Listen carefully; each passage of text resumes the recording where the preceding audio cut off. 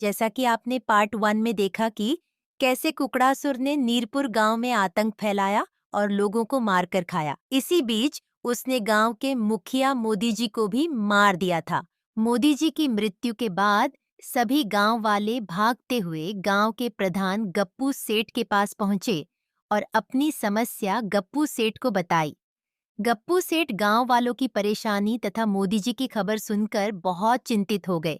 तभी गप्पू सेठ गांव वालों से बोला, शांति रखो भाइयों, यह समय चिंता करने का नहीं है, बल्कि उस खूंखार राक्षस कुकड़ासुर से सामना करने का है। तभी वहां से एक बाबा टिल्लू नाम के साधु वहां से गुजर रहे थे।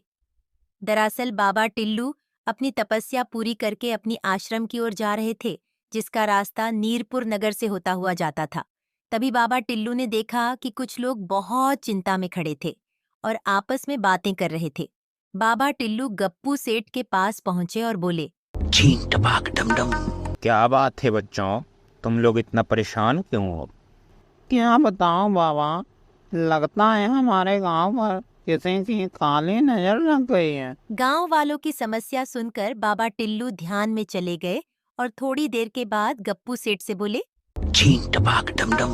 गप्पू सेठ, तुम्हें गांव वालों के साथ मिलकर नदी के पास एक महायज्ञ करना होगा। इसके बाद ही उस खूंखार कुकड़ासुर राक्षस का वध किया जा सकता है। बाबा टिल्लू की बातें सुनकर सभी गांव वाले गप्पू सेठ के साथ महायज्ञ करने के लिए अपने गांव के पास की नदी के किनारे पहुंच गए और बाबा टिल्लू की अगुवाई में उन्होंने महायज्ञ प्रारंभ कर दिया। पूरे एक दिन के बाद आखिरकार महायज्ञ समाप्त हो गया। यज्ञ के समाप्त होते ही चारों तरफ से बिजली कड़कने लगी और तभी अचानक से उस हवन के आग से भगवान विष्णु प्रकट हो गए। भगवान विष्णु के प्रकट होते ही सभी लोगों ने उन्हें प्रणाम किया और अपनी सारी समस्या बताई। लोगों की समस्या सुनकर भगवान विष्णु बोले, वत्स, तुम लोगों ने मेरा आह्वान किया। जाओ, अब मैं तुम्हारी रक्षा का जिम्मा लेता हूँ। कल सुबह मेरा सेवक हनुमान आएगा और तुम लोगों को उस राक्षस कुकरासुर से मुक्ति दिलाएगा। इतना कहकर भगवान विष्णु अंतर्ध्यान हो गए। भगवान विष्णु की बातें सुनकर लोगों में खुशी की लहर दौड़ पड़ी और सभी गांव वाले उनका धन्यवाद करके अपने अपने घरों की ओर चल पड़े। अगली सुबह कुकड़ासुर ने फिर से नीरपुर नगर पर हमला कर दिया, पर आज गांव वालों को उस कुकड़ासुर से जरा सा भी डर नहीं था, क्योंकि हनुमान जी स्वयं आज उनकी रक्षा में सबसे आगे खड़े थे।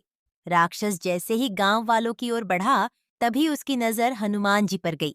हनुमान जी को देखते ही कुकड़ासुर बोला, अच्छा, तो आज यह हनुमान मेरा सामना करने आया है और गांव वालों की सुरक्षा का जिम्मा उठाया है।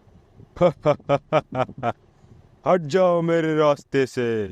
कुकरासुर, आज तुम्हारी जिंदगी का आखिरी दिन है।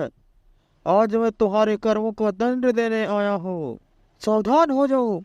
इतना सुनते ही कुकड़ासुर बौखला उठा और उसने हनुमान जी पर प्रहार करने लगा। हनुमान जी ने अपना रूप बदला और बहुत बड़े हो गए।